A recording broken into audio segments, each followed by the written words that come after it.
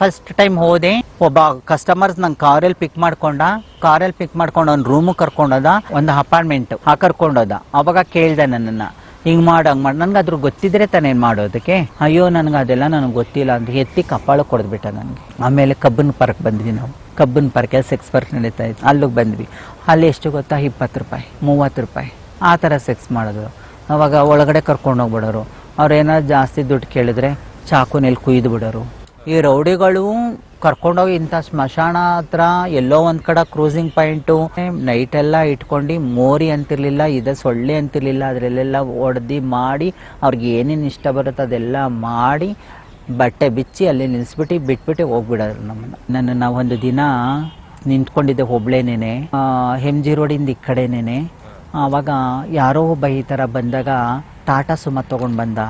ಅದೇ ಟಾಟಾ ಸುಮದಲ್ಲಿ ನನ್ನನ್ನು ಕರ್ಕೊಂಡು ಹೋಗ್ಬಿಟ್ಟಿದ್ದೇನೆ. ಎಲ್ಲ ಒಂದು ಕಡೆ ಅವ್ರು ಸೆಕ್ಸ್ ಎಲ್ಲ ಮಾಡಿಬಿಟ್ಟಿದ್ದೇನೆ. ವಾಪಸ್ ದುಡ್ಡು ಕೊಡೋದಾಗ ದುಡ್ಡು ಕೊಟ್ಟಿಲ್ದಿದ್ದಾಗ ನಂಗೆ ನೈಫ್ ಯಾಕೆ ಕುಯ್ದುಬಿಟ್ಟಿದ್ರು. ನೈಫಲ್ಲಿ ಇಲ್ಲೇ ಇದೆ ನೋಡಿ ಮಾರ್ಕು. ಹಾಗಿದ್ದಾಗ ನಾ ಕೇಳ್ತಾ ಇರ್ಬೇಕಾದ್ರೆ ನಮ್ಮ ಭಾವ ಬೈತಾ ಇದ್ರು, ನಾವೆಲ್ಲ ಗಂಡಸ್ತರ ಇದೀವಿ ನೋಡಿ, ಹೆಂಗಿದ್ದೀವಿ, ನಮ್ಮನ್ನು ನೋಡಿ ಎದುರ್ಕೊಳ್ತಾರೆ, ನಾವೊಂದು ಊರಿನ ಚೇರ್ಮನ್ರು ಮಕ್ಕಳಾಗಿರ್ತೀವಿ, ನೀನು ಯಾಕೆ ಹೆಂಗಸ್ತರ ಆಡ್ತೀಯ, ಸಂಗನ್ ಥರ ಆಡ್ತೀಯ ಅಂತ ಇದೇ ಥರ ಬೈತಾ ಇದ್ರು. ಆಮೇಲೆ ನನಗೆ ನಮ್ಮ ಭಾವ ಇವರೆಲ್ಲ ಪಕ್ಕವರೆಲ್ಲ ಅಯ್ಯೋ ಇವನು ಹೊರಗಡೆ ಹೋಗಿ ಹುಡುಗಿ ಆಗ್ಬಿಟ್ಟಿದ್ದಾನೆ ಅಂತ ನನ್ನ ಬಟ್ಟೆ ಬಿಚ್ಚೆಲ್ಲ ನೋಡಿದ್ರು. ಆವಾಗ ನನಗೆ ತುಂಬ ನೋವಾಯಿತು. ಮನೆ ಕೆಲಸ ಎಲ್ಲ ಹುಡುಗಿ ಥರ ಮಾಡಬೇಕಾಗಿತ್ತು.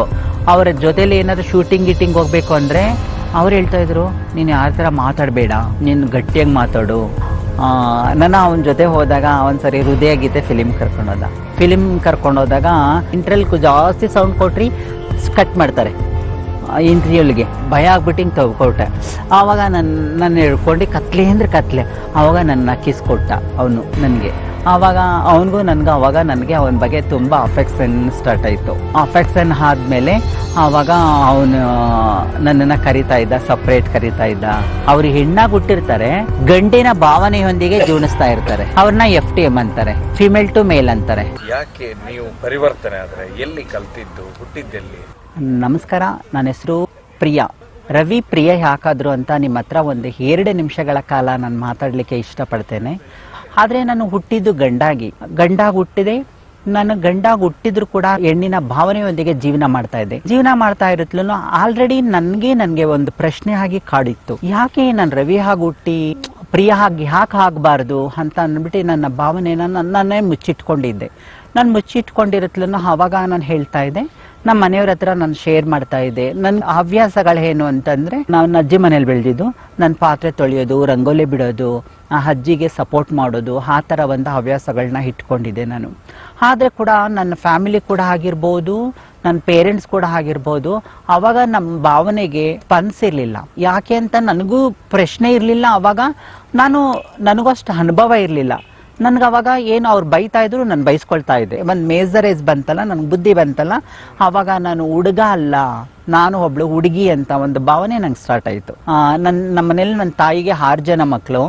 6 ಜನದಲ್ಲಿ ನನ್ನ ತಂಗಿ ಒಬ್ಳಿದ್ದಾಳೆ, 4 ಜನ ತಮ್ಮದಿರು, ನಾನು ಒಬ್ಳು. ಹಾಗಿದ್ದಾಗ ನಾ ಕೇಳ್ತಾ ಇರ್ಬೇಕಾದ್ರೆ ನಮ್ಮ ಭಾವ ಬೈತಾ ಇದ್ರು, ನಾವೆಲ್ಲ ಗಂಡಸ್ತರ ಇದೀವಿ ನೋಡಿ, ಹೆಂಗಿದ್ದೀವಿ, ನಮ್ಮನ್ನು ನೋಡಿ ಎದುರ್ಕೊಳ್ತಾರೆ, ನಾವೊಂದು ಊರಿನ ಚೇರ್ಮನ್ರು ಮಕ್ಕಳಾಗಿರ್ತೀವಿ, ನೀನು ಯಾಕೆ ಹೆಂಗಸ್ತರ ಆಡ್ತೀಯ, ಸಂಗನ್ ಥರ ಆಡ್ತೀಯ ಅಂತ ಇದೇ ಥರ ಬೈತಾ ಇದ್ರು. ಆ ಮನಸ್ಸು ನನಗೆ ತುಂಬಾ ಹರ್ಟ್ ಆಗ್ತಾ ಇತ್ತು. ಅವ್ರಿಗೆ ಏನ್ ಗೊತ್ತಾ, ನೀನ್ ಗಂಡ್ ಮಗು ಆಗಿ ಹುಟ್ಟಿದ್ಯಾ, ಗಂಡ್ ಮಗು ಥರನೇ ಇರಬೇಕು, ಹುಡುಗಿ ಥರ ಯಾಕೆ ಭಾವನೆ ಮಾಡ್ತೀಯ, ಹುಡುಗಿ ಥರ ಯಾಕೆ ನಡೀತೀಯ, ಹುಡುಗಿ ಥರ ಯಾಕೆ ಮಾತಾಡ್ತೀಯ, ಹುಡುಗಿ ಥರ ಯಾಕೆ ಹಾಡ್ತೀಯ.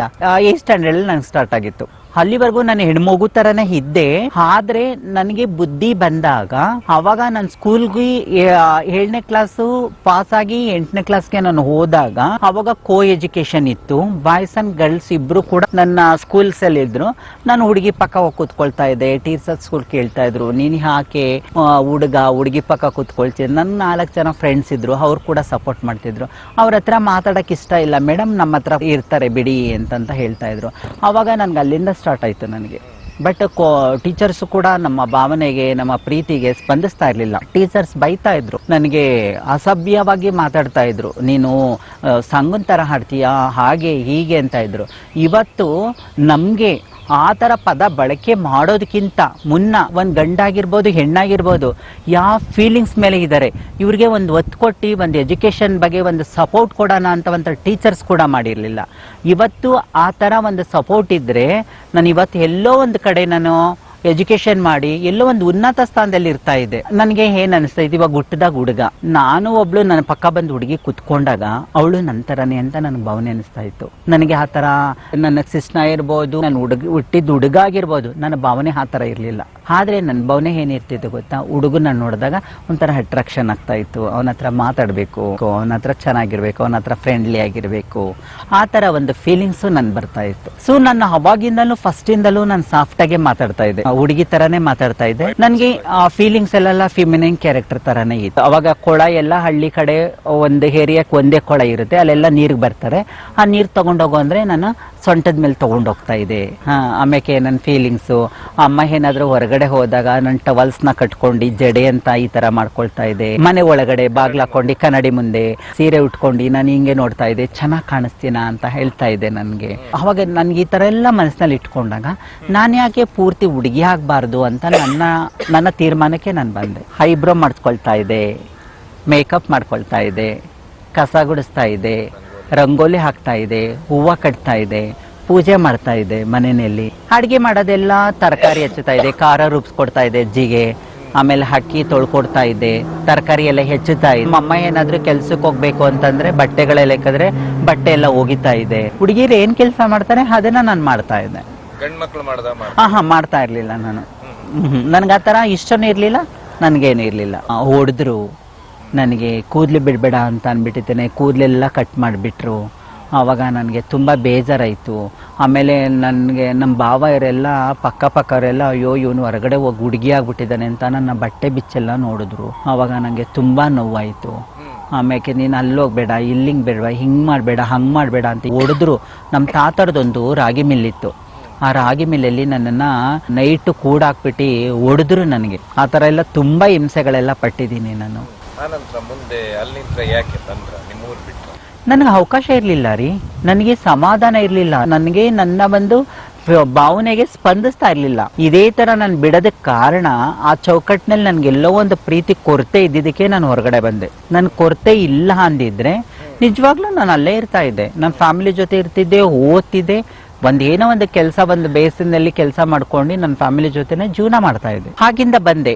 ಆವಾಗ ಬಂದಾಗ ಈ ತರ ಒಬ್ರು ಮೇಡಮ್ ಹತ್ರ ಹೇಳ್ಕೊಂಡೆ, ನನ್ಗೆ ಈ ತರ ಹಿಂಸೆ ಆಗ್ತಾ ಐತೆ, ನಾನು ಈ ತರ ಕೆಲಸ ಮಾಡ್ತೀನಿ, ಏನ್ ಕೆಲಸನಾದ್ರೂ ಮಾಡ್ತೀನಿ, ನನ್ನ ಮನೇಲಿ ಇರಕ್ ಆಗಲ್ಲ, ನಮ್ಮ ಮನೆಯವರೆಲ್ಲ ಬೈತಾರೆ ಅಂತ ಹೇಳಿದಾಗ ಅವಾಗ ನನಗೆ ಕರ್ಕೊಂಡೋಗ್ಬಿಟ್ಟಿದ್ದೇನೆ. ಒಬ್ರು ಫಿಲಿಂ ಫೀಲ್ಡ್ ಅಂತ ಅವ್ರ ಮನೆಗೆ ಬಿಟ್ರು.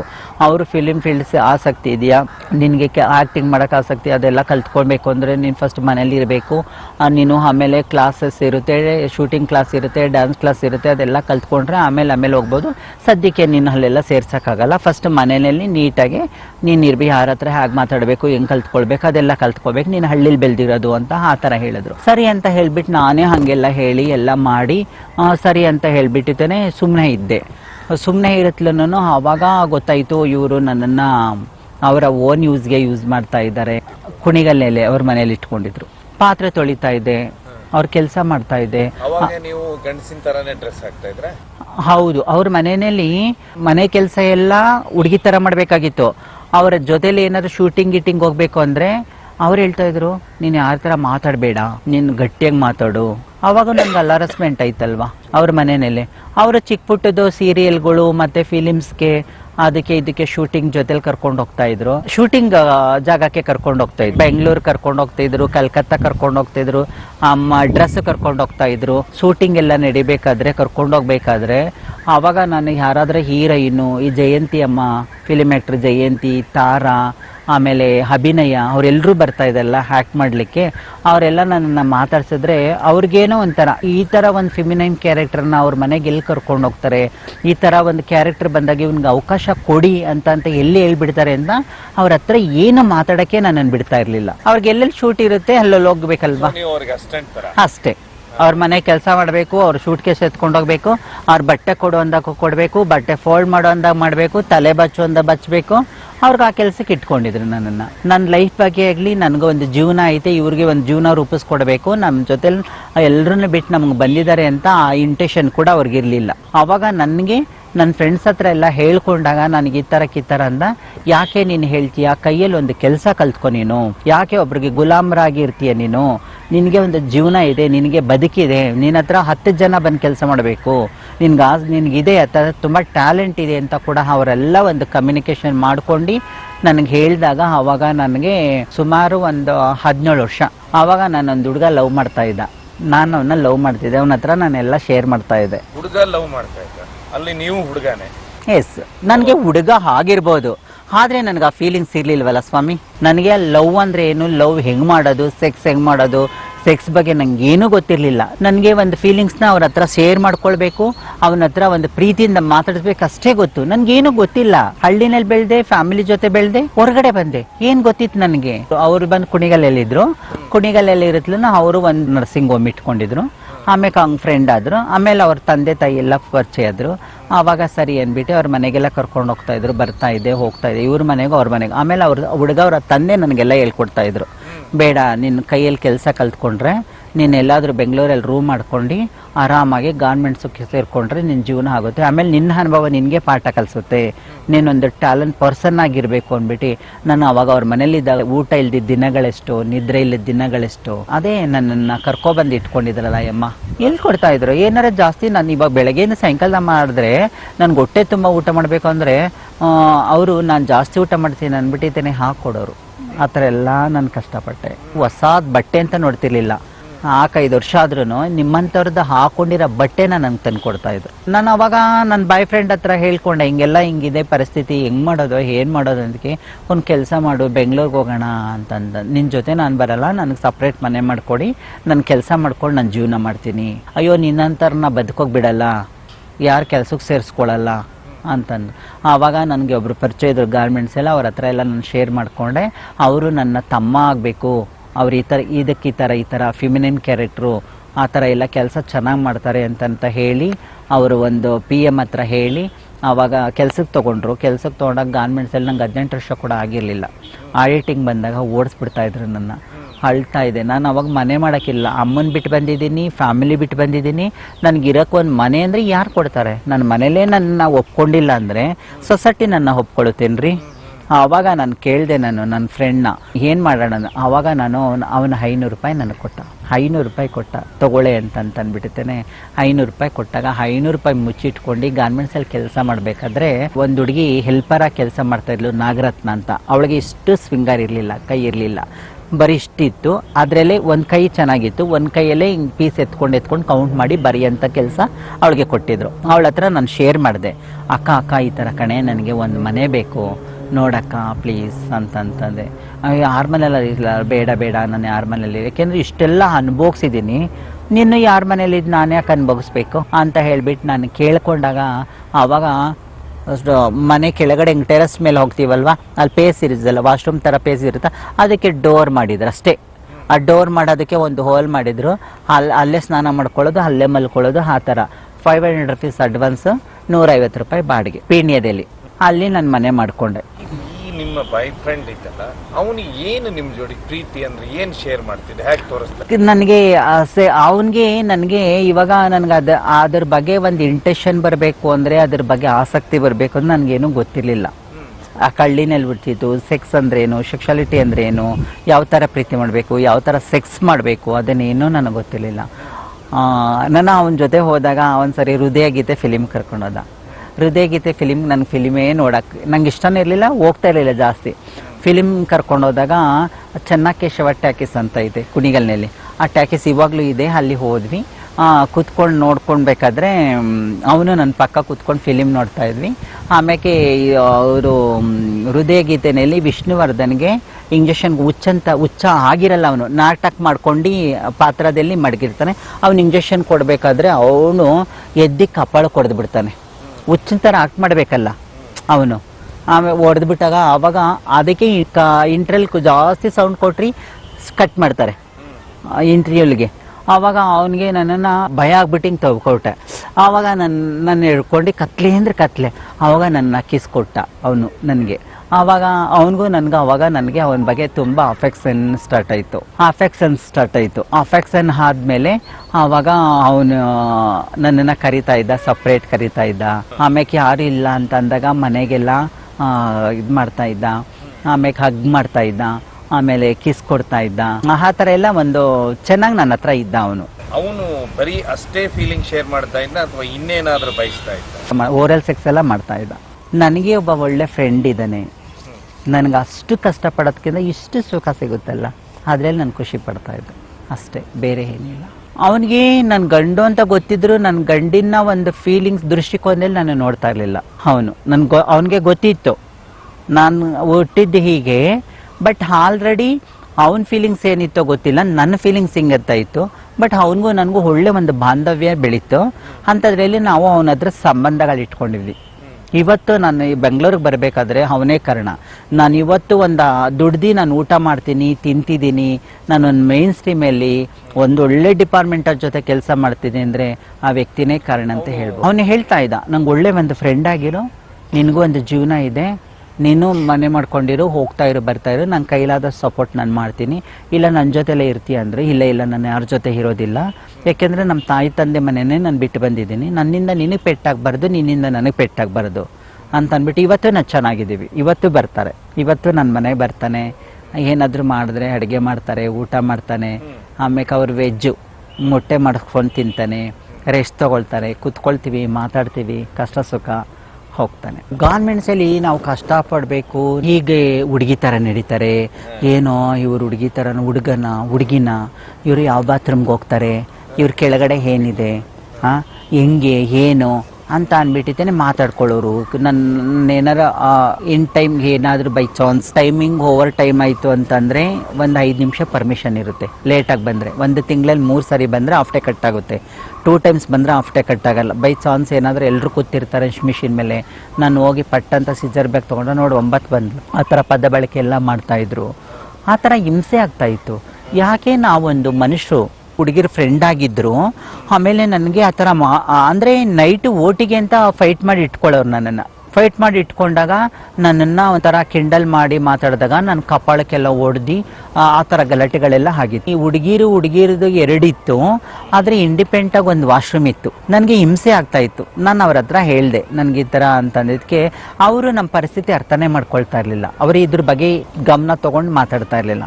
ನಾನೇನು ಮಾಡಿಬಿಟ್ಟಿದ್ದೆ, ಇಂಡಿಪೆಂಡೆಂಟ್ ಆಗಿರ್ತಿತ್ತಲ್ಲ ಆ ವಾಶ್ರೂಮ್ಗೆ ಹೋಗ್ತಾ ಇದ್ದೆ. ಬಟ್ ಆವಾಗ ನನಗೆ ಹರಾಸ್ಮೆಂಟ್ಗಳು ಜಾಸ್ತಿ ಆಯಿತು, ನನಗೆ ಮಾನಸಿಕವಾಗಿ ಹಿಂಸೆಗಳು ಸ್ಟಾರ್ಟ್ ಆಗ್ತಾ ಇತ್ತು. ಆಮೇಲೆ ಒಂಥರ ಮಾತಾಡೋರು, ಒಂಥರ ನೋಡೋರು. ಅಲಂಕಾರ ಪ್ಲಾಸ್ಗೆ ಯುಗಾದಿ ಹಬ್ಬಕ್ಕೂ ದಸರಾಗ ಬಟ್ಟೆ ತೊಗೊಳ್ಳೋಣ ಅಂತ ಬಂದೆ.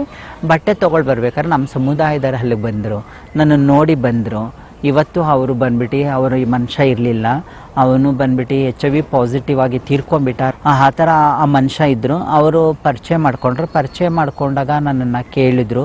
ಬಟ್ ನನ್ನ ಆ್ಯಕ್ಟಿಟ್ಯೂಡ್ ನೋಡಿ ಬಂದರು, ನನ್ನ ಫೀಲಿಂಗ್ಸ್ ನೋಡಿ, ನಾನು ಮಾತಾಡ್ತಿರೋದು ನೋಡಿ.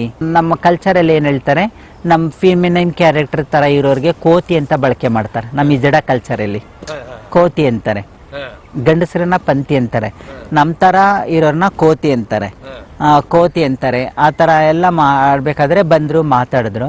ಆಮೇಲೆ ಎಲ್ಲಿ ಏನು ಅಂದಾಗ ಗಾರ್ಮೆಂಟ್ಸಲ್ಲಿ ಕೆಲಸ ಮಾಡ್ತಾ ಇದ್ದೀನಿ ಅಂತ ಕೇಳಿದೆ. ಅಲ್ಲೆಲ್ಲ ಕಷ್ಟಗಳಾಗಲ್ವಾ ಅಂತಂದ್ರೆ, ಆಗುತ್ತೆ, ಏನು ಮಾಡೋದು ಅಂತಂದ್ರು. ಕೆಲಸ ಕೊಟ್ಟರೆ ಸೇರಿಸ್ಕೊಳ್ತೀರಾ ಅಂತಂದ್ರು.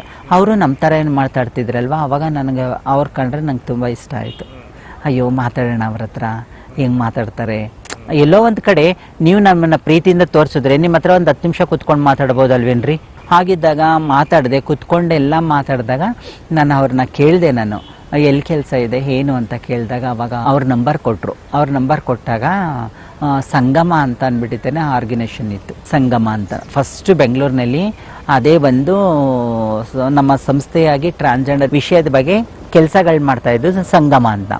ಫಸ್ಟ್ ಬಂದ್ಬಿಟ್ಟು ಶಿವಾಜಿನಗರದಲ್ಲಿತ್ತು. ಶಿವಾಜಿನಗರದಲ್ಲಿ ಇವಾಗ ಬ್ರಾಂಚ್ ಅಲ್ಲಿ ಆಗಿಬಿಟ್ಟಿದೆ.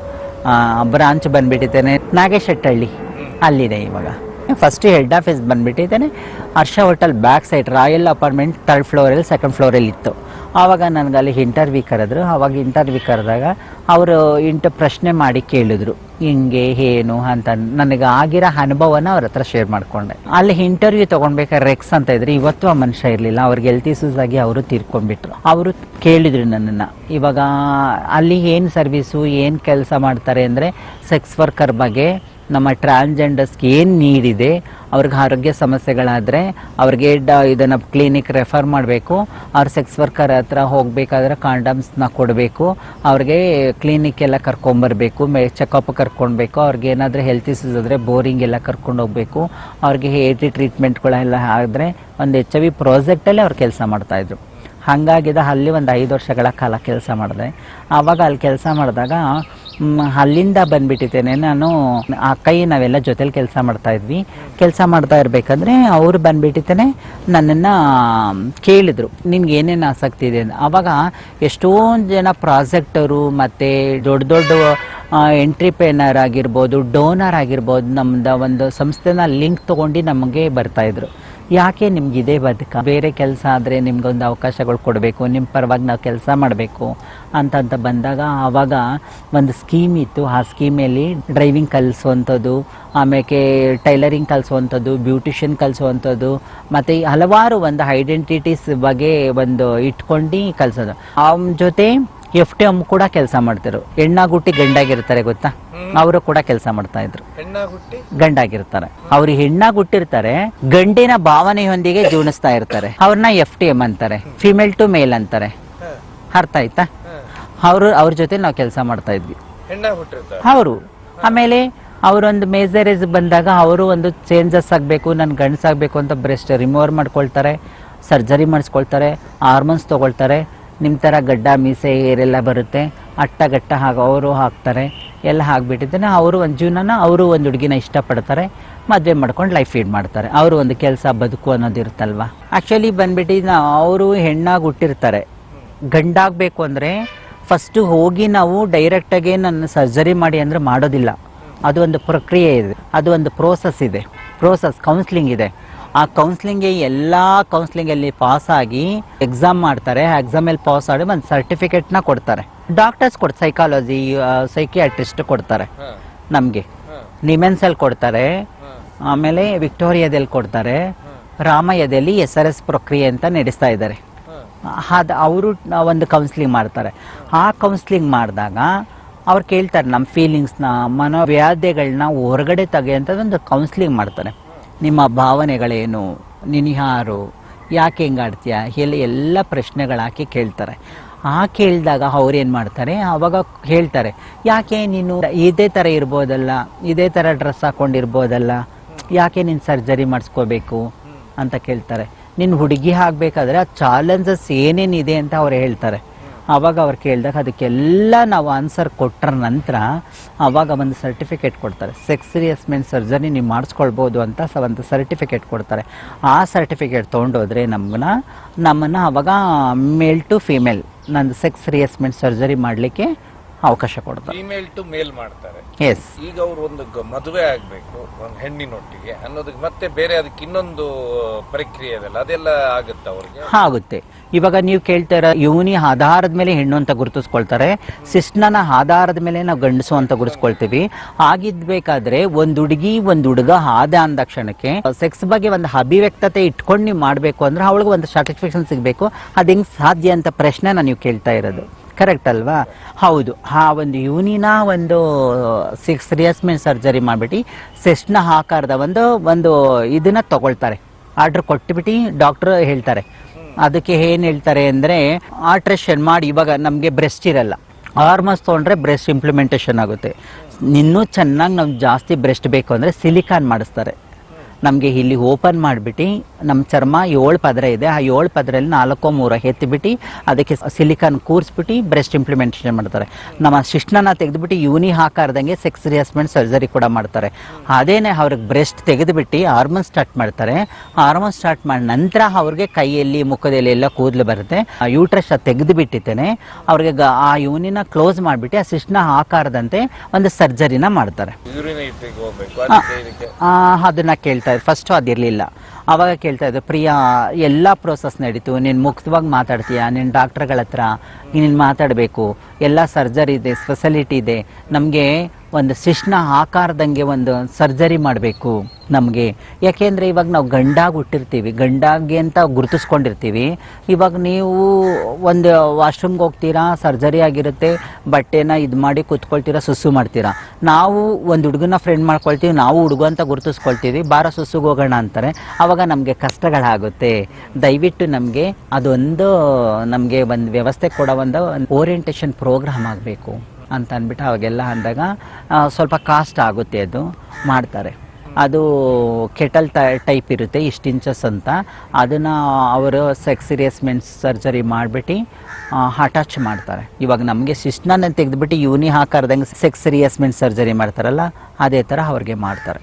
ಈಗ ನಿಮಗೆ ಯೂರಿನ್ ಗೀರಿನ್ ಹೋಗ್ಬೇಕಂದ್ರೆ ಅದಕ್ಕೆಲ್ಲ ಇದು ಏನು ಸಮಸ್ಯೆ ಇರುತ್ತೆ? No problem. ಅದೆಲ್ಲ ಪ್ರಕ್ರಿಯೆ ಮಾಡಬೇಕಂದ್ರೆ ಡಾಕ್ಟ್ರು ಕನ್ಸಲ್ಟ್ ಮಾಡ್ಕೊಂಡು ಡಿಸಿಷನ್ ತೊಗೊಂಡು ಏನು ಇದಾಗಬಾರ್ದು, ನಮಗೆ ಪ್ರಾಬ್ಲಮ್ ಆಗಬಾರ್ದು ಅಂತ ಎಲ್ಲ ಫಸ್ಟ್ ನಾವು ಸರ್ಜರಿ ಮಾಡೋದಕ್ಕಿಂತ ಮೊದಲು ನಮಗೆ ತೋರಿಸ್ತಾರೆ.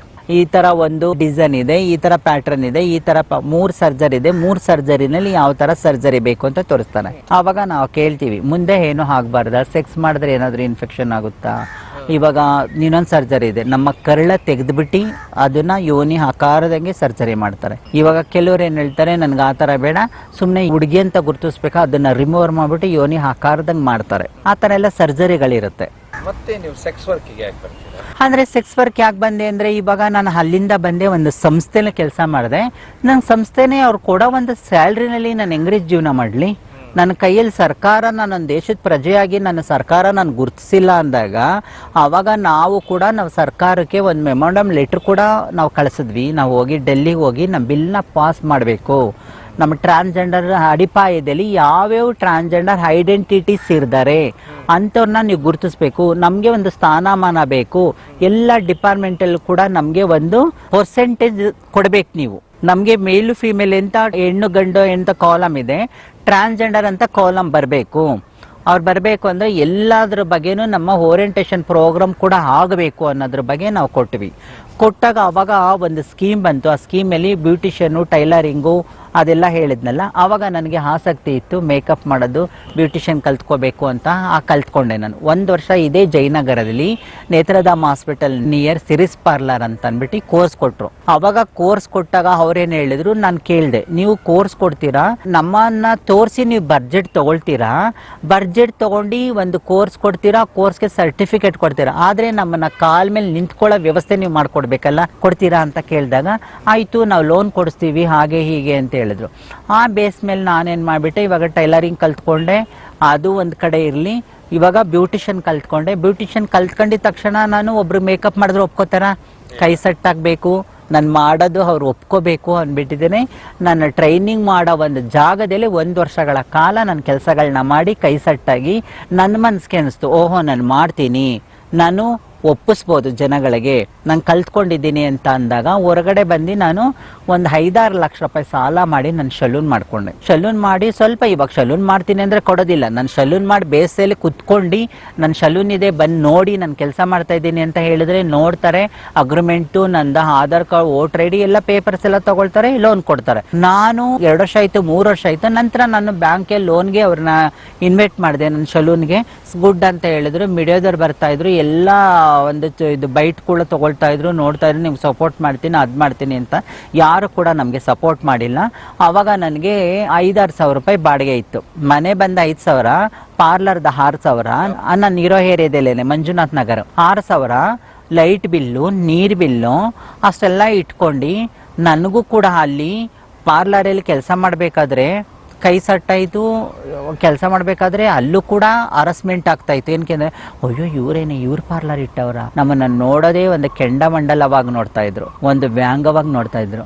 ಒಂದೇ ಏರಿಯಾದಲ್ಲಿ ಇದ್ನಲ್ವಾ, ನಂಗೆ ಕೆಲವ್ರು ಏನು ಮಾಡಿಬಿಡ್ತಿದ್ರು, ತುಂಬ ವರ್ಷಗಳ ಕಾಲ ಇದ್ದಾಗ ಅಂದ್ಬಿಟ್ಟು ಬರ್ತಾ ಇದ್ರು. ಆಮೇಲೆ ಅವ್ರು ಹೇಳ್ತಾರೆ, ಎಲ್ಲರೂ ಥರ ಅಲ್ಲ ಅವಳು ಚೆನ್ನಾಗಿ ಕೆಲಸ ಮಾಡ್ತಾರೆ, ಬಂದು ನೋಡು ಅಂತ. ಐಬ್ರೋ, ಫೇಶಿಯಲ್ಲು, ಮದುವೆ ಮೇಕಪ್ಪು, ಹೇರ್ ಕಟ್ಟು ಎಲ್ಲ ಕೂಡವನ್ನು ಮಾಡ್ತಾ ಇದೆ. ಆವಾಗ ಮಾಡಿದಾಗ ಇವರು ಲೋನ್ ಕೊಡ್ತೀನಿ ಅಂದ್ರಲ್ಲ, ಎಲ್ಲ ಒಂದು ಪೇಪರ್ಸ್ ಎಲ್ಲ ತಗೊಂಡೋಗ್ಬಿಟ್ಟು ಮಹಿಳಾ ಮಕ್ಕಳ ಒಂದೆಡೆಯಿಂದ ಒಂದು ಲೆಟರ್ ಕೊಟ್ರು. ಇವಾಗೂ ಆ ಲೆಟರ್ಸ್ ಕೂಡ ನನ್ನ ಹತ್ರ ಇದೆ. ಮಹಿಳಾ ಮಕ್ಕಳ ಅಭಿವೃದ್ಧಿ ಇಲಾಖೆಯವರು ಒಂದು ಲೆಟರ್ ಕೊಟ್ಟರು, ಬ್ಯಾಂಕ್ಗೆ ಸಬ್ಮಿಟ್ ಮಾಡಿದ್ದಕ್ಕೆ ನನ್ನ ನೋಡಿದ ತಕ್ಷಣ ಅವ್ರು ಏನು ಹೇಳ್ತಾರೆ ಗೊತ್ತಾ, ಟ್ರಾನ್ಸ್ಜೆಂಡರ್ ನಾಟ್ ಲೋನ್ ಅಲೌಡ್ ಅಂತ ಕೇಳ್ತಾರೆ. ಆದರೆ ನಮ್ಮನ್ನ ಬೇಕಾದಾಗ ಯೂಸ್ ಮಾಡ್ಕೊಳ್ತಾರೆ, ಬೇಡದಿದ್ದಾಗ ಸೈಡ್ ಪಕ್ಕಕ್ಕೆ ಇಕ್ತಾರೆ. ಹಾಗಿದ್ದಾಗ ನಾನು ಸಲೂನ್ ಇಟ್ಕೊಂಡಿದ್ದೀನಿ, ಮನೆ ಬಾಡಿಗೆ ಕಟ್ಟಬೇಕು, ಸಲೂನ್ ಬಾಡಿಗೆ ಕಟ್ಟಬೇಕು, ನನ್ನ ಮಕ್ಕಳನ್ನ ಇಟ್ಕೊಂಡಿದ್ದೀನಿ, ತಂಗಿ ಮಕ್ಕಳನ್ನ 3 ಜನನ ಅವ್ರ ಕಾಲೇಜ್ ಓದಿಸ್ತಾ ಇದ್ದೀನಿ. ಅವ್ರ ಕಾಲೇಜ್ ಓದಿಸ್ಕೊಂಡು ನಾನು ಒಂಟಿದ್ರೆ ಪ್ರಾಬ್ಲಮ್ ಆಗುತ್ತೆ ಅಂತ ಅಂದ್ಬಿಟ್ಟು ನನ್ನ ಮಕ್ಕಳಾದ್ರೂ ಇದ್ರೆ ಜನ ಬರ್ತಾರಲ್ಲ ಅಂತ ಒಂದು ಇಂಟೆನ್ಷನ್ ಇಟ್ಕೊಂಡು ನಾನು ಜೀವನ ಮಾಡ್ತಾ ಇರಬೇಕಾದ್ರೆ ಮನೆ ಬಾಡಿಗೆ ಕಟ್ಟಲ, ಸಲೂನ್ ಬಾಡಿಗೆ ಕಟ್ಟಲ, ನನ್ನ ಕೆಲಸನೇ ಮಾಡಲ. ಆ ಪರಿಸ್ಥಿತಿ ಇದ್ದಾಗ ನಿಮ್ಮಂತರ ಹತ್ರ ನಾನು 4-5 ಲಕ್ಷ ರೂಪಾಯಿ ಸಾಲ ತಗೊಂಡಿದ್ನಲ್ಲ, ಸಾಲ ಹ್ಯಾಕ್ ತೀರ್ಸೋಣ? ನೀವು ಕೊಡಿ ಅಂದ್ರೆ ಕೊಡ್ತೀರಾ ನಮ್ಗೆ? ಅದಕ್ಕೆ ನನಗೆ ಅವಕಾಶಗಳಿರ್ಲಿಲ್ಲ, ನನಗೆ ಬೇರೆ ವಿಧಿನೇ ಇರ್ಲಿಲ್ಲ. ನನ್ನ ಸಾಲ ತೀರ್ಸ್ಬೇಕಾಗಿತ್ತಲ್ವಾ? ಇವತ್ತು ನನಗೆ ಇನ್ನೂ ಸ್ವಲ್ಪ ಸಾಲ ಇದೆ. ಹಾಗಿದ್ದಾಗ ನಾನು ಗೋ ಟು ಸೆಕ್ಸ್ ವರ್ಕ್, ಅಲ್ಲಾಗ ಹರಾಸ್ಮೆಂಟ್ಗಳು, ಗುಂಡಾ ಪ್ರಾಬ್ಲಮ್, MG ರೋಡ್ಗೆ ಹೋಗ್ತಾ ಇದೆ. ನನ್ ಗೆಳತಿಯರು ಇರ್ತಿರ್ಲಿಲ್ವಾ? ನಿನ್ಗೆ ಯಾರೂ ಕೊಡೋದಿಲ್ಲ, ನಿನ್ ಕೇಳಿದ್ರೆ ಯಾರೂ ಕೊಡೋದಿಲ್ಲ. ಕೊಟ್ರೆ ನಿಂಗೆ 5 ರೂಪಾಯಿ ಇಂಟ್ರೆಸ್ಟ್ ಕಟ್ತಾರೆ. ಇಂಟ್ರೆಸ್ಟ್ ಕಟ್ಟಕ್ಕಾಗುತ್ತಾ? ಫೈನಾನ್ಸ್ ಕಟ್ಟಕ್ಕಾಗುತ್ತಾ? ಆಗಿದ್ದಾಗ ನೋಡ್ ನಾವ್ ಈ ತರ ಮಾಡ್ತಿದ್ದೀನಿ. ನೀನ್ ಬರ್ತೀಯಾ? ನಾ ಬಾ ಅಂತ ನಿಂಗೆ ಕರಿತಾ ಇಲ್ಲ. ನಿನ್ಗಿಷ್ಟ ಇದೆಯಾ? ಬರ್ತೀಯಾ? ಬಾ. ನನಗೆ ಗೊತ್ತಿಲ್ಲ ಸೆಕ್ಸ್ ವರ್ಕ್ ಅಂದ್ರೆ ಏನು ಗೊತ್ತಿಲ್ಲ. ಅವನ ಹತ್ರ ಹೋಗಿ ಏನ್ ಮಾಡ್ಬೇಕು ಅಂತ ಗೊತ್ತಿಲ್ಲ. ಅವ್ನು ಏನ್ ಮಾಡಿದ್ರು ಅಂದಿಲ್ಲ. ಫಸ್ಟ್ ಟೈಮ್ ಹೋದೆ, ಒಬ್ಬ ಕಸ್ಟಮರ್ಸ್ ನಂಗೆ ಕಾರಲ್ಲಿ ಪಿಕ್ ಮಾಡ್ಕೊಂಡು ಅವ್ನ ರೂಮ್ ಕರ್ಕೊಂಡೋದ. ಆ ರೂಮಲ್ಲಿ ಯಾರು ಇಲ್ಲ, ಬರುವ ಒಂದು ದಿವಾನ ಇದೆ, ಒಂದು ಬೆಡ್ ಇದೆ, ಅಷ್ಟು ಬಿಟ್ರೆ ನೀನು ಏನು ಆ ರೂಮಲ್ಲಿ ಇಲ್ಲ. ಬೆಂಗಳೂರಲ್ಲೇನೇನೆ, ಊರ್ ಒಳಗಡೆನೇನೆ ಒಂದು ಅಪಾರ್ಟ್ಮೆಂಟ್ ಕರ್ಕೊಂಡೋದ. ಅವಾಗ ಕೇಳ್ದೆ ನನ್ನನ್ನ, ಹಿಂಗ್ ಮಾಡು ಹಂಗ್ ಮಾಡು. ನನ್ಗೆ ಅದ್ರ ಗೊತ್ತಿದ್ರೆ ತಾನೇನ್ ಮಾಡೋದಕ್ಕೆ. ಅವಾಗ ನಂಗೆ ತುಂಬಾ ಕಷ್ಟ ಆಗ್ತಾ ಇತ್ತು. ಕಷ್ಟ ಆದಾಗ ಸರಿ ಅಂತ ಹೇಳ್ಬಿಟ್ಟಿದ್ದೇನೆ. ನಾನು ಕೇಳ್ದೆ ಏನ್ ಮಾಡ್ಬೇಕು ನಿಮ್ಗೆ ಅಂತಂದ್ರು. ಎಲ್ಲ ಬಿಚ್ಚಿ ಹಾಗೆ ಹೀಗೆ ಅಂತಂದ್ರು. ಅಯ್ಯೋ ನನಗೆ ಅದೆಲ್ಲ ನನಗೆ ಗೊತ್ತಿಲ್ಲ ಅಂತ ಎತ್ತಿ ಕಪ್ಪಾಳ ಕೊಡ್ಬಿಟ್ಟ. ನಂಗೆ ಟೈಮ್ ವೇಸ್ಟ್ ಯಾಕೆ ಮಾಡಕ್ ಬರ್ತೀಯ? ನೀನು ಏನಕ್ಕೆ ಮಾಡ್ತೀಯ ಟೈಮ್ ವೇಸ್ಟು? ಏನಿಗೆ ಹಂಗೆ ಹಿಂಗೆ ಹಂಗೆ ಮಾಡ್ಬೇಕು ಹಿಂಗೆ ಮಾಡಬೇಕು ಅಂದ್ರೆ ನಂಗೆ ಅದೆಲ್ಲ ಗೊತ್ತಿಲ್ಲ ಅಂದ್ರೆ, ಸರ್ ನನಗೇನೂ ಗೊತ್ತಿಲ್ಲ, ನನಗೆ ಈ ಥರ ಕಷ್ಟ, ನನ್ನ ಕಷ್ಟ ಅವ್ರು ಯಾರೂ ಕೇಳೋರಿಲ್ಲ. ಆವಾಗ ಕಪಾಳಕ್ಕೆಲ್ಲ ಓಡ್ದು ನನ್ನನ್ನು ಕರ್ಕೊಂಡು, ನಾನು ಎಲ್ಲಿ ಪಿಕ್ ಮಾಡ್ಕೊಂಡಿದ್ದ ಅಲ್ಲಿ ಬಂದು ಬಿಟ್ಟ. ನನ್ನ ಕೊಲೀಗ್ಸು ಸೆಕ್ಸ್ ವರ್ಕ್ ಮಾಡ್ತಾ ಇದ್ರು, ಅವ್ರ ಜೊತೆಲಿ ನಾನು ಹೋದೆ. MG ರೋಡ್ ಬಿಟ್ಟು ಇದ್ರ ಫೀಲ್ಡ್ ಬರುತ್ತೆ ಗೊತ್ತು, ಮಿಲ್ಟ್ರಿಗೆ. ಅದೇ ಆ ಕಡೆ ಲೈನಾಗಿ ನಿಂತ್ಕೊಳ್ಳೋ ಅವಾಗೆಲ್ಲ ನಮ್ಮ ಟ್ರಾನ್ಸ್ಜೆಂಡರ್ಸು, ಫೀಮೇಲು. ಆಗ್ಲೇ ಒಂದ್ 7-8 ವರ್ಷದ ಹಿಂದೆಗಡೆ ಪೊಲೀಸ್ ಬಂದ್ರೆ ಓಡೋಗ್ಬಿಡ್ತಾ ಇದ್ವಿ. ಹೊಡಿಯೋರು, ಕೆಲಸ ಇಲ್ಲ ನಮ್ಗೆ. ನಾವು ಒಂದು 8:30-9 ಗಂಟೆ ಹಂಗೆ ಹೋಗ್ಬಿಡವ ಅಲ್ಲಿಗೆ. ನೈಟ್ ಎಲ್ಲ ಮಾಡ್ತಾ ಇದ್ವಿ. 1 ಗಂಟೆ 2 ಗಂಟೆ ಮಾಡ್ತಾ ಇದ್ರು. CCP ಅವ್ರು ಹೊಡಿಯೋರು, ಓಡಿಸ್ಕೊಂಡ್ ಬರೋರು, ಕರ್ಕೊಂಡೋಗಿ ನಮ್ಮನ್ನ ಇಲ್ದಿದ್ದು ಪೆಟ್ಟಿಗೆ ಶಾಕೋರು. ಓಡ್ದ, ನಿನಗೆ ಗೊತ್ತಿಲ್ವಾ ಅಂದ. ಆಮ್ಯಾಗ ನನಗೆ ಗೊತ್ತಿಲ್ಲ ಅದೆಲ್ಲ ಅಂತ ಕೇಳಕ್ಕೆ, ಸರಿ ನೀನು ಏನಕ್ಕೆ ಅಂತ ಅಂದ್ಬಿಟ್ಟು ಆಮೇಲೆ ಬಟ್ಟೆ ಎಲ್ಲ ಬಿಚ್ಚಕ್ ಬಂದ. ಆಮ್ಯಾಗ ನನಗೆ ಅವನು ಜಿಪ್ ಓಪನ್ ಮಾಡಿ ಇದೆಲ್ಲ ಮಾಡಕ್ ಬಂದ. ಆವಾಗ ನನಗೇನು ಅನ್ಸಿರ್ಲಿಲ್ಲ. ಆವಾಗ ನನ್ನ ಫ್ರೆಂಡ್ಸ್ ಬಂದು ಹೇಳ್ದೆ, ಅಯ್ಯೋ ಮಂಗ ನೀನು ಹೇಳಕ್ ಹೋಗ್ಬೇಡ, ಹಂಗೆ ನೀನು ಬಂದಾಗ ನೀರೋತ್ ತಗೋ, ಹಿಂಗೆ ಮಾಡು ಹಾಗೆ ಮಾಡು ಹೀಗೆಲ್ಲ ಹೇಳ್ಕೊಡ್ತಾ ಇದ್ರು. ಆವಾಗ ನನಗೇನೂ ಗೊತ್ತಿರಲಿಲ್ಲ, ಸುಳ್ಳು ಹೇಳ್ಬಾರ್ದು. ಒಬ್ಬ ಕರ್ಕೊಂಡೋಗ್ಬಿಟ್ಟು ಪಾಪ ಅವನಿಗೆ ಬೇಜಾರಾಗಿ ಏನೋ ಗೊತ್ತಿಲ್ಲ, 100 ರೂಪಾಯಿ ನನಗೆ ಕೊಟ್ಟ. ಆ 100 ರೂಪಾಯಿ ಕೊಟ್ಟರೆ ಮಂತ್ರಿ ಸ್ಕೇರ್ ಹತ್ರ ಬಂದು ಹೇಳ್ಕೊಂಡು, ಇಲ್ಲಿ ನಿಂತ್ಕೋಬೇಡ ನೀನು, ಬಸ್ ಹತ್ತು, ನಿಮ್ಮ ಮನೆಗೆ ನೀನು ಹೋಗಿ, ನಿನ್ಗೇನು ಗೊತ್ತಿಲ್ಲ ಅಂತ ಹೇಳ್ಬಿಟ್ಟಿದ್ದೇನೆ. ಅವನು ನನ್ನ ಬಸ್ ಹತ್ತಿಸ್ಬಿಟ್ಟ. ನೆಲಮಂಗ್ಲ ಬಸ್ಸು 258B ಹತ್ತಿಸ್ಬಿಟ್ಟು ಕಳಿಸ್ಬಿಟ್ಟ. ಅವನೇ ಹೊಡೆದಿದ್ನಲ್ಲ, ಅವನೇ ಬಂದು ಬೇಡ ನೀನು ಹೋಗ್ಬಿಡು ಮನೆಗೆ. ಆಗ ನಿಮ್ಮ ಆಪರೇಷನ್ ಎಲ್ಲ ಆಗಿತ್ತಾ? ಇಲ್ಲ ಹಾಗಿರ್ಲಿಲ್ಲ. ನಮ್ಮ ಜೊತೆಯಲ್ಲಿ ಹೋಗ್ತಾ ಇದೆ, ಇದು ಮಾಡ್ತಾ ಇದ್ರು. ಅವಾಗ ಏನ್ ಮಾಡ್ತಾ ಇದ್ರು, ಅವ್ರು ಏನೇನು ಓರಲ್ ಸೆಕ್ಸ್ ಮಾಡೋ ಅಂದ್ರೆ ಮಾಡ್ತಾ ಇದ್ರು. ಆಮೇಲೆ ಕಬ್ಬನ್ ಪಾರ್ಕ್ ಬಂದ್ವಿ ನಾವು. ಕಬ್ಬನ್ ಪಾರ್ಕ್ ಸೆಕ್ಸ್ ವರ್ಕ್ ನಡೀತಾ ಇತ್ತು, ಇವಾಗ್ಲೂ ನಡೀತೀವಿ. ಅಲ್ಲಿಗೆ ಬಂದ್ವಿ. ಅಲ್ಲಿ ಎಷ್ಟು ಗೊತ್ತಾ, 20 ರೂಪಾಯಿ 30 ರೂಪಾಯಿ ಆ ಥರ ಸೆಕ್ಸ್ ಮಾಡಿದ್ರು. ಅವಾಗ ಒಳಗಡೆ ಕರ್ಕೊಂಡು ಹೋಗ್ಬಿಡೋರು. ಅವ್ರು ಏನಾದ್ರು ಜಾಸ್ತಿ ದುಡ್ಡು ಕೇಳಿದ್ರೆ ಚಾಕುನಲ್ಲಿ ಕುಯ್ದು ಬಿಡೋರು. ಎಲ್ಲಾದ್ರೂ ಮೋಕ ಕೊಡ್ದ್ಬಿಡು. ಇವಾಗ ಒಬ್ರು ಕರ್ಕೊಂಡೋಗಿದ್ರೆ ನಾವು ಹಿಂಗೆ ಲೈನಾಗಿ ನಿಂತ್ಕೊಳ್ತಾ ಇದ್ವಾ, ಲೈನಾಗಿ ನಿಂತ್ಕೊಂಡಾಗ ಒಬ್ಬ ಹಿಂಗೆ ಒಳಗಡೆ ಸೀದಾ ಕರ್ಕೊಂಡೋಗಿ ಎಷ್ಟೊತ್ತಾದ್ರೂ ಬರಲಿಲ್ಲ ಅಂದ್ರೆ ಕಿರ್ಚ್ಕೊಂಡಾಗ್ಲೇ ಮಾತ್ರ ಗೊತ್ತಾ, ಕತ್ಲೆ ಚಾಕು ತಂದು ಕುಯ್ದು ಬಿಟ್ಟು ಅವ್ರ ಹತ್ರ ದುಡ್ಡೆಲ್ಲ ಕಿತ್ಕೊಂಡು. ನಮ್ಮ ಥರ ಇರೋ ಟ್ರಾನ್ಸ್ಜೆಂಡರ್ಸ್ ಅವ್ರ ಹತ್ರ ಕಿತ್ಕೊಳ್ಳೋರು ರೌಡಿಗಳು.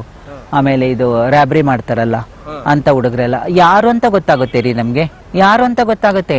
ನಮಗ್ ಬೇಕಾಗಿದ್ದು ಊಟ ಬೇಕು, ಬಟ್ಟೆ ಬೇಕು, ಮನೆ ಬಾಡಿಗೆ ಬೇಕು. ಕಬ್ಬನ್ ಪಾರ್ಕ್ ಅಲ್ಲಿ ಬರೀ 20 ರೂಪಾಯಿ ಅಷ್ಟೇ ಕೊಡ್ತಾ ಇದ್ದೆ ಅವಾಗ.